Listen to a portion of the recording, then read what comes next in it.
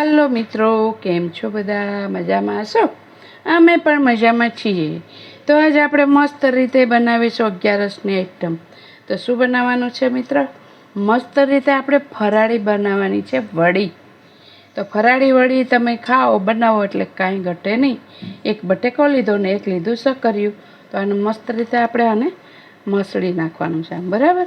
ચાલો મસળી નાખીએ, પછી આપણે આગળ કરીએ મસાલો. મસ્ત રીતે આપણે મસળી નાખ્યું છે આપણે, બરાબર? વડીઓ બનાવવાની. એની અંદર થોડો નાખીશું આપણે આમચૂર પાવડર અને તલ નાખીશું 1 ચમચી જેટલા, કોપરાનું છીણ 1 ચમચી જેટલું અને 2 ચમચી જેવો આપણે શીંગોળાનો લોટ 2 ચમચી લીધી આપણે. અને લઈશું આપણે થોડા મરી પાવડર. એટલે શું છે મિત્રો કે બટેકાથી કોઈને વાયુ થતી હોય ને તો મરી પાવડર લેવાથી વાયુ થતી નથી ને તમે બિંદાસ ખાઈ શકો છો. એટલે મરિયા પાવડર બટેકા હોય તો હંમેશા નાખવાના, કે જેથી કરીને તમને વાયુ ન થાય. સ્વાદ અનુસાર આપણે સિંધવ મીઠું નાખીશું, બરાબર? અને થોડું આપણે લાલ મરચું નાખીશું. તમે લીલું પણ નાખી શકો. આપણે થોડુંક જ નાખીશું, કેમ કે બહુ તીખું નહીં કરવું, કેમ કે એસિડિટી થઈ જાય. અત્યારે ગરમી પણ બહુ છે. ને આની અંદર હવે આટલું મસ્ત રીતે મિક્સ કરી લેવાનું. ચાલો હવે મિત્રો આને મસ્ત રીતે મિક્સ કરી લઈએ. ઓકે, જો મિત્રો મસ્ત રીતે આપણો માવો મસ્ત તૈયાર થઈ ગયો ને લોટ સાથે. તો હવે આની અંદર આપણે વડી પાડવાની છે. આ રીતે આમ કરી વણવાની કે નથી, આવી રીતે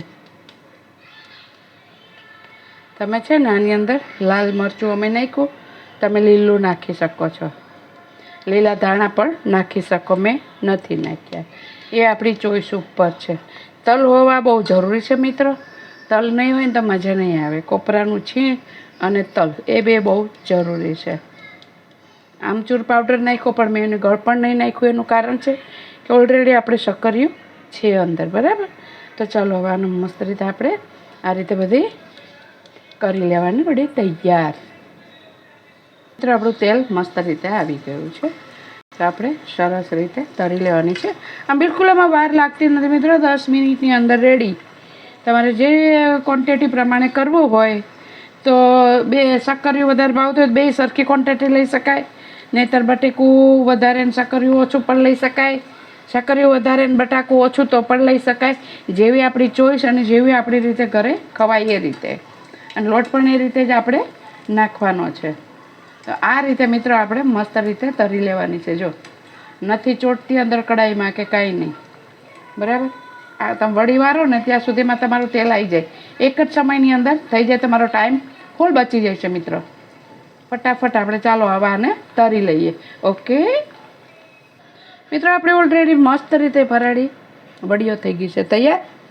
તો આપણે દહીં સાથે ઘરનું મોરું મસ્ત દહીં ઘરે બનાવેલું છે અને ફરાળી ચટણી છે, લીલા દાણા મરચાં ને લીંબુ. તો મિત્રો આ તલ મેં નાખ્યા છે ને એ થોડા શેકીને નાખજો, નહીંતર પછી ફાટશે ને તો ઉઠશે મોઢા ઉપર. તો તમને એમ થાય કે આ બેને કેવું શીખવાડ્યું. થોડા શેકી લેજો, બરાબર? અને મસ્ત ફૂલે છે જો પડવારી, એકદમ સરસ છે ને. પકડાતુંય નહીં કેમ કે બહુ જ ગરમ છે. જો આ પડ ઉખડી જશે મસ્ત રીતે, એકદમ સરસ. તમારે દાંત ના હોય ને તોય મિત્રો ગળા ખાઈ શકે. જો એકદમ પડ ઉખડી જાય છે, ગરમ છે, અડાતું નહીં. તમે દહીં સાથે ખાઈ શકો, ફરાળી ચટણી સાથે, શ્રીખંડ સાથે, જે બી. બટેકાનું ના છે એટલે બટેકાની ભાજી જોડે તો મજા જ ના આવે, બરાબર? જેવી આપણી ચોઈસ. બાકી તમે એમને પણ ખાઈ શકો ગરમ હોય તો. અમે તો 95% એમ જ ખાઈએ, કશું લેતા નહીં. તો મિત્રો તમને કેવી લાગી આ recipe? Like, share, subscribe, comment કરવાનું ભૂલતા નહીં. તો સર્વ મિત્રોને ભીમ 11ના મારા જય શ્રી કૃષ્ણ.